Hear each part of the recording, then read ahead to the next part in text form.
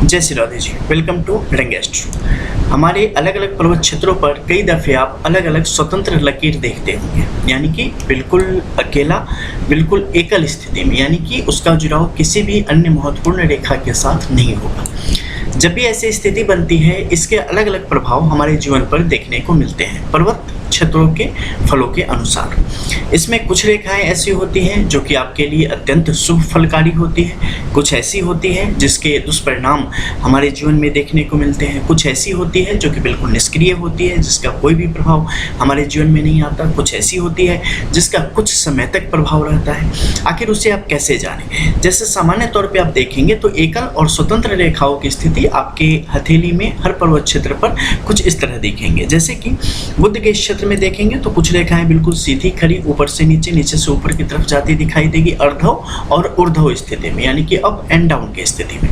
वहीं पर कुछ रेखाएं ऐसी होंगी जो बिल्कुल आड़ी तिरछी चल रही होंगी, ठीक है। कुछ बिल्कुल सपाट चल रही होंगी सीधी समतल स्थिति में, कुछ है जो कि टेढ़ी मेढ़ी होकर आगे की तरफ बढ़ रही होगी, कुछ है जो कि एक दूसरे को काटते हुए स्वतंत्र रूप में एक कॉर्नर से दूसरे कॉर्नर तक जा रही होगी, कहीं जाके वो बिल्कुल सीधी होती चली जा रही होगी। तो इन सब के परिणाम किस प्रकार से आते हैं और किस प्रकार से हमारे जीवन को प्रभावित करते हैं, ये जानना अत्यंत आवश्यक है।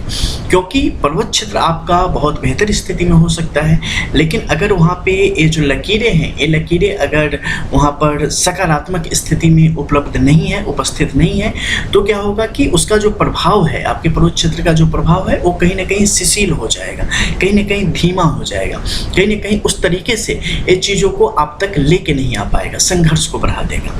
वहीं पर पर्वत क्षेत्र अच्छी स्थिति में हो, यहाँ पर जो उपलब्ध लकीरें हों वो भी अच्छी स्थिति में हो, तो चीज़ें आराम से निकलती चली जाएंगी, कहीं भी रुकने की स्थिति नहीं होगी, कहीं भी असफलता की स्थिति को नहीं बढ़ाती है। अब इसमें जो अर्धव ऊर्ध्व की स्थिति है उसे भी देखना अत्यधिक महत्वपूर्ण है, क्योंकि अगर उसमें हमने सीधा लकीरों को देखा, हमने सोचा कि चलो सीधी लकीर है, हो गया, तो ऐसा नहीं है। इसमें एक विपरीत भी होता है, ठीक है, और वो है अर्धव स्थिति। ऊर्ध्व होगी यानी कि नीचे से ऊपर की तरफ जा रही होगी, और अर्धव होगी यानी कि ऊपर से नीचे की तरफ आ रही होगी। जब भी ऐसी स्थिति बनती है तो आप इसे अर्धव ऊर्ध्व के रूप में जान सकते हैं। कैसे? जब भी ये बढ़ेगी तो बढ़ने के क्रम में क्या होगा, जहाँ पे जाके इसका जो भाग मोटा रहेगा जिस तरफ, वो उस स्थिति में उसे आप इसे जानेंगे। जैसे नीचे से निकली, ठीक है, नीचे से पतली होगी, ऊपर जाके बिल्कुल मोटी और ठिठके स्थिति में होगी, ठीक है। तो ये हो गई यहाँ पर ऊर्ध्व स्थिति। और जब ऊपर से नीचे की तरफ आएगी, यानी कि इस कॉर्नर में पतला और इस कॉर्नर में मोटा, तो ये अर्धव स्थिति हो गई। तो जब भी ऊर्ध्व होगी ये आपके लिए सकारात्मक परिणामों को बढ़ाएगी, जब भी अर्धव स्थिति होगी ये आपके सकारात्मक परिणामों को कम करने का और वहाँ पर समस्याओं को थोड़ी सी बढ़ाने का काम करती है। इसमें भी देखा जाता है कि ये रेखाएं किस हद तक प्रभावी हैं, यानी कि इनके अंदर शक्ति कितनी है, ये टेम्पररी के रूप में है या परमानेंट हमारे इस पर्वत क्षेत्र पर मौजूद है, ये कब कब अपना प्रभाव दिखाएगी, इन सब का अलग विश्लेषण होता है। तो सामान्य तौर पे इसके द्वारा आप जान जाएंगे कि आपकी हथेली में कितने अर्धव ऊर्ध्व की स्थिति है।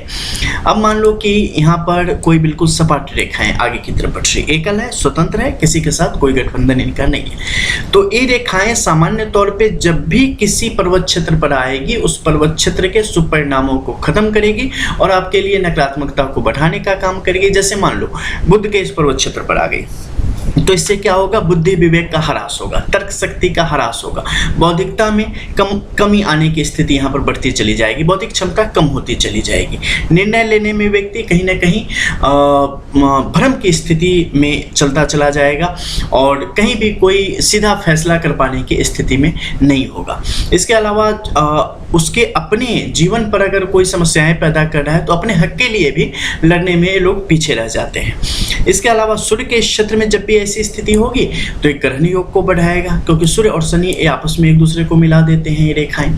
तो जब भी ऐसी स्थिति आएगी ग्रहण योग की, तो इसमें क्या होगा कि जीवन में जो चाहते हो कम से कम वो नहीं होने देगा, बाकी कुछ भी कर लो, लेकिन जो सबसे ज़्यादा प्यारा है ना, तो उस चीज़ से आपको कैरियर वाइज सबसे ज़्यादा ये परेशानी को आपके लिए बढ़ाता है। अब ये हो गई बिल्कुल सपाट स्थिति। अब यहाँ पर आड़ी तिरछी लकीरें हो गई। इसमें क्या होगा, इसमें चीज़ें चलती रहेंगी, ढुलमुल कुछ कुछ परेशानी आती रहेगी, बट रहे हैं, कर रहे हैं, कमाए जा रहे हैं, शांति नहीं मिली, फलाना नहीं मिले, खर्च होते जा रहे हैं, यहाँ वहाँ वहाँ, बहुत सारी कहानियाँ इसमें साथ साथ चलती रहेगी। एक लोअर मिडिल क्लास लाइफ इसमें आगे की तरफ बढ़ रही होती है। लेकिन वहीं पर अगर यहाँ पर कुछ सीधी लकीरें आ गई, ठीक है, तो सीधी लकीरों का अपना प्रभाव होगा। वो लकीरें किस स्थिति में यहाँ पर मौजूद है, उनके साथ अन्य कौन कौन से छोटी मोटी लाइनें यहाँ पर मौजूद है, अर्धव या ऊर्ध्व स्थिति किस में यहाँ पर मौजूद है, अप डाउन किस तरफ आगे की तरफ बढ़ रही है, उसके अनुसार परिणाम यहाँ पर आपको देखने को मिलेंगे। लकीरें कितनी तेजस्वी है, कितनी बड़ी है, कितनी प्रभावशाली है, ये सब भी देखने को मिलेगा। कई बार आप देखेंगे कि लकीरें छोटी है, इसका मतलब ही नहीं कि उसमें क्षमता की कमी है। बहुत सारे लोग होते हैं 2-4 फुट के होते हैं, लेकिन उनके अंदर बहुत सारी क्षमता होती है। तो इनकी लंबाई से हमेशा आप नहीं देख सकते कि कितनी प्रभावशाली होगी। सामान्य तौर पे जो लंबी रेखा होती है उसे बेहतर माना जाता है, लेकिन देखना यह है कि उसमें जान कितनी है, ठीक है। तो जान बेहतर रहने पर लंबी रेखा निश्चित तौर पे बेहतर होगी, लेकिन अगर छोटी भी है और वो यहाँ पर दिव्य है तो आपके लिए बेहतर परिणाम को दिखाएगी। अब यहीं पर मान लो कि कुछ रेखाएं आड़ी तिरछी स्थिति में आगे की तरफ बढ़ रही। जब भी ऐसी स्थिति आएगी, ये आपके लिए जीवन में आशा, निराशा, जिसे आप कह सकते हैं लाभ, हानि, सुख, दुख, ऐसी चीज़ों से बिल्कुल आपका संबंध बना के रखने वाली होती है, ठीक है। कभी भी आप ये उम्मीद नहीं कर सकते कि अब अगले 1 महीने मेरे बहुत अच्छे जाने वाले हैं, या अगले 1 महीने अब मेरा ऐसा ही रहने वाला है। कभी 2 दिन के लिए जीवन में अच्छा हो जाएगा, फिर 4 दिन के लिए बुरा, फिर 4 दिन के लिए अच्छा, फिर 6 दिन के लिए खराब। तो ऐसी चीज़ें इसमें चल रही होती है, अप्स डाउन के साथ ऊपर नीचे हो रहे थे, ना डूब पाते हैं ना निकल पाते हैं, वो मतलब बीच में अटके रहते हैं। ऐसी स्थिति को यहाँ पर बढ़ाने का काम करेगा। इसके अलावा बहुत बार आशा, निराशा आपके अंदर बड़ी तेजी से आएगी जाएगी, स्वास्थ्य संबंधी विकार जो है बड़ी तेजी से आएंगे जाएंगे। वहीं शनि के क्षेत्र में ऐसी चीज़ें हो जाए, आर्थिक प्रबंधन आपके लिए बड़ा मुश्किल हो जाएगा, वहाँ पर स्वास्थ्य संबंधी समस्याएं आ जाएगी। मानसिक तौर पे ये बहुत उद्विग्नता की स्थिति को पैदा कर देता है। कई बार आपके लिए जो है सो बिल्कुल मोह खत्म कर देता है। कई बार आप बिल्कुल जो एक होता है ना, एक बंधन होता है, उससे बिल्कुल आज़ाद होना चाहते हैं, कई बार भाग जाना चाहते हैं, कई बार आप बिल्कुल दुनिया से दूर हो जाना चाहते हैं। आपके अंदर जो है वो कई बार जो है बिल्कुल संसार से जो है ना वो निकलने की जो है भावना पैदा होने लगती है। कई बार आप साधु बनने की सोचने लगते हैं, कई बार तुरंत आप चाहते हैं बड़े हम अमीर बन जाए। तो मतलब वो फ्रिक्वेंटली चीज़ों को बदल रही होती है, ऐसी चीज़ों को बढ़ाती है। वहीं पर अगर सीधी स्थिति में होगी तो ये आपके लिए आपके रास्ते को तय करने में स्पष्टता देने का भी काम करती है, और आपके समक्ष अवसरों को लाने में भी आपकी बड़ी मदद करती है और देती है। इसके अलावा अगर आप यहाँ पर देखेंगे आपके गुरु के क्षेत्र में, तो यहाँ पर जब भी सीधी स्थिति आएगी, सपाट स्थिति, ये आपके लिए अच्छे को बढ़ाती है, आपके अंदर संस्कारों को बढ़ाती है, गरिमा को बढ़ाने का काम करती है, आपके अंदर ज्ञान और जो भी मतलब शास्त्र जनित जो ज्ञान है उन सबको बढ़ाने का काम करती है। लेकिन वहीं पर अगर आड़ी तिरछी स्थिति में आ जाती है तो अलग अलग स्थिति में अलग परिणाम यहाँ पर देखने को मिलेंगे। कुछ बेहतर होते हैं, कुछ आपके लिए नुकसान के कारण भी होते हैं। सीधे ऊपर की तरफ अगर बढ़ती चली जाए तो बड़ा ही सुंदर है। ऐसी स्थिति में जातक के अंदर महत्वाकांक्षा बड़ी तीव्र गति से बढ़ती है, और जातक अगर खुद पर यकीन कर लेवे, भरोसा कर लेवे और जो कहता है ना अड़ जाए, तो जीवन की कौन सी ऐसी चुनौती है जिसे पार न कर जाए, और जीवन के तमाम उपलब्धियों को एक ग्रहण करने की स्थिति में आते चले जाते हैं। वहीं अगर मंगल के क्षेत्र में देखेंगे तो यहाँ पर खड़ी आपको रेखाएं बहुत ही कम देखने को मिलेंगी, लेकिन जब भी मिलती है ये जातक के अंदर प्रचुर मात्रा में जो है ना सामर्थ्य को भरने का काम करती है, आपके अंदर पुरुषार्थ को तीव्र करने का काम करती है, और जातक चाहे कैसी भी परेशानी आ जाए उससे लड़के जीत हासिल करने की स्थिति में आ जाता है। अब बिल्कुल सीधी स्थिति यहाँ पर बन रही है। ऐसी स्थिति भी सामान्य तौर पे सपाट स्थिति यहाँ पर जातक के लिए अच्छी होती है, सामान्य जीवन को बढ़ाने का काम करती है। तिरछी लकीरें यहाँ पर नुकसान को बढ़ाने का काम करती है।